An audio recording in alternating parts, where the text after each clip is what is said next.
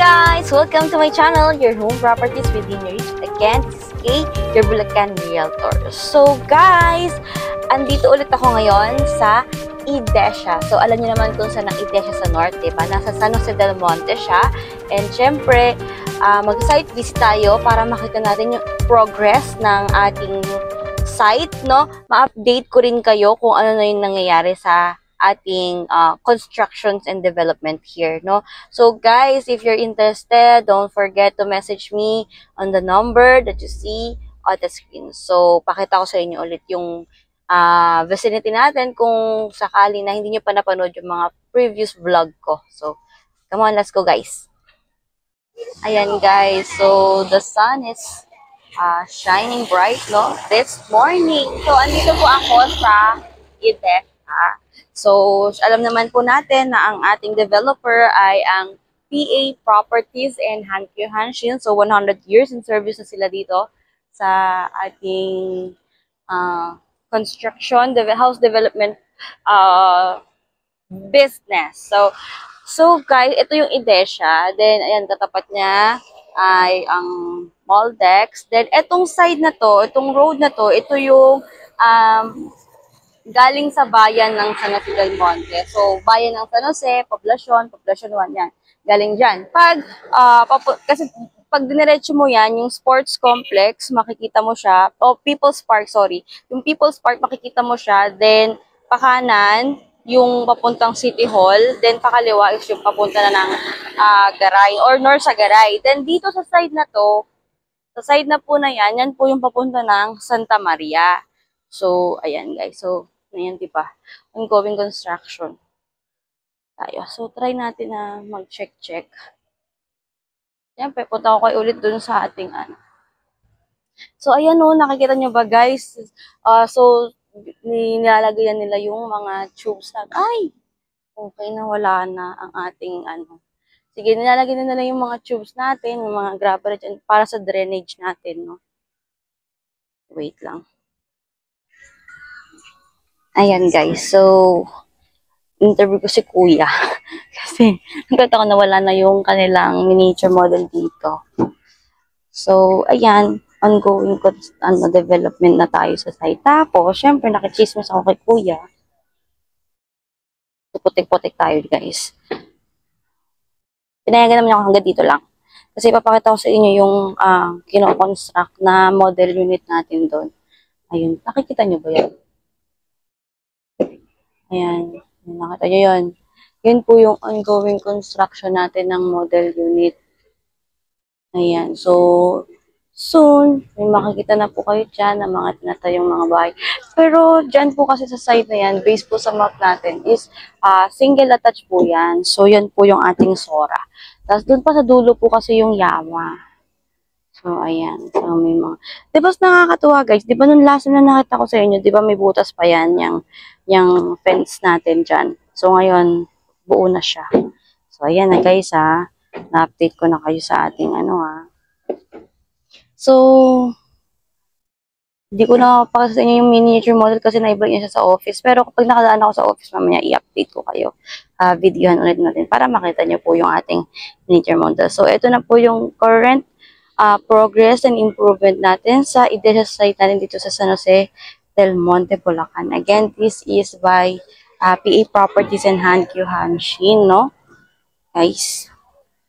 Hindi ba? Potek-potek. Kasi, guys, umulan dito ng mga nakaraan malakas. Pero hindi naman to binha. And at the same time, yun nga, dito, pinubuhusan nila, pinapataas. Kasi nga, diba? Ito ay dating palayan. Ating palayan yan, guys. So, guys, diba, napakaganda ng ating Idesha. Nakita nyo naman yung mga dati nating tawag dito. Yung mga nakita natin dating yung mga pinakatasan yung amenities, guys, no? Siyempre, meron kang amphitheater here. Meron kang swimming pool, basketball court, diba? Kompleto, saan ka pa, diba? So, Idesha.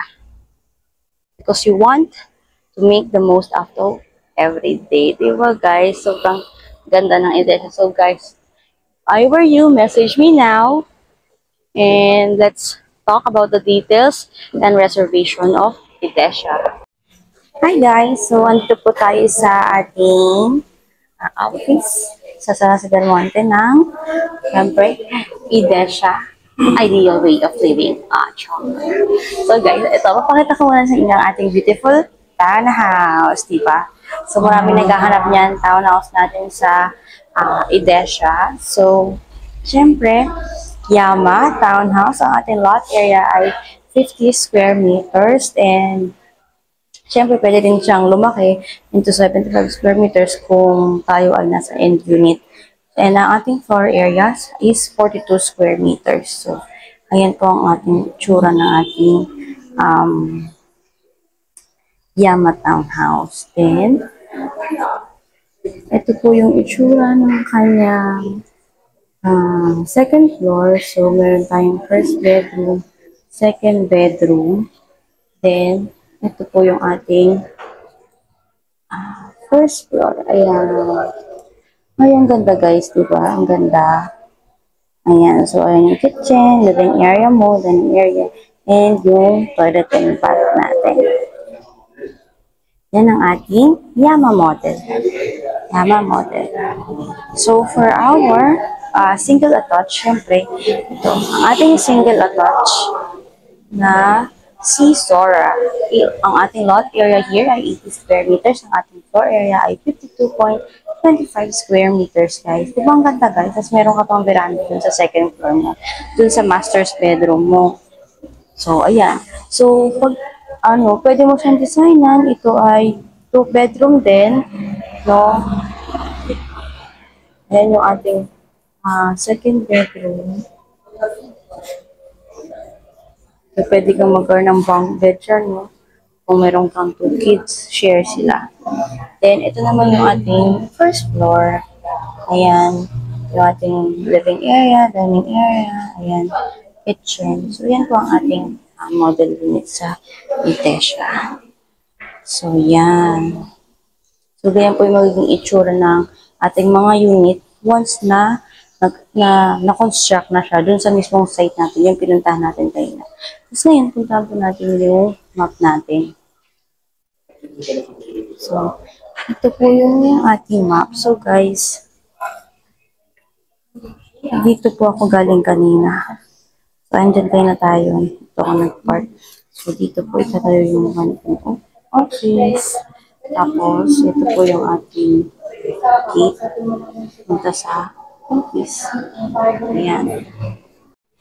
So, ito guys yung ating facility. So, syempre dito, puro single attached lang po.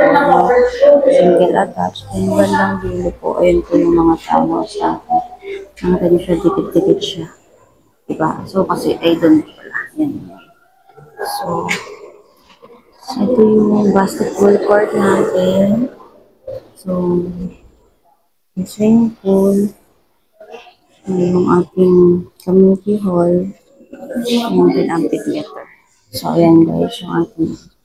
So, actually guys, this is flood-free. Dahil kasi, malayo siya sa cake. And tinataasan talaga niya. So, nakita naman yung site natin.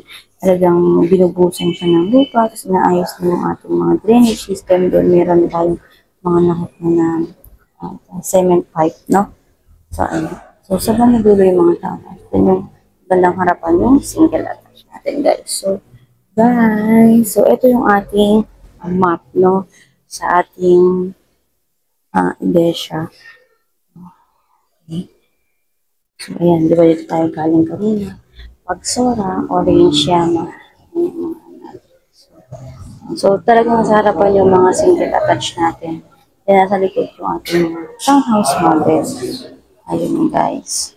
So guys, so if you're interested, so ayan, i-post ko lang. Ito po yung ating reservation fee for ating Idesha.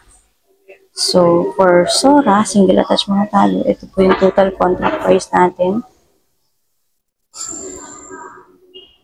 Ang aming monthly equity. This is for bank financing, guys. Pero available din po si Idesha for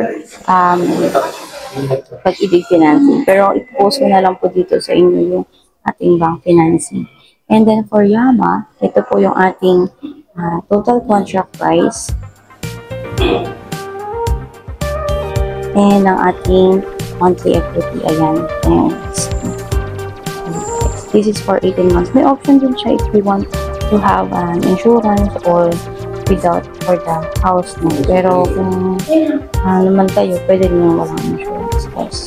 So, may option siya kung ano yung gusto niyo. Mas preferred mo. Ganun, guys. So, guys, if you're interested, don't forget to message me on the screen that you see below, guys. And we can schedule a meeting. Okay. So, you should inform me ahead of time, guys, para ma-schedule natin siya and ma-inform natin sa office, guys, ha? Okay, thank you, guys.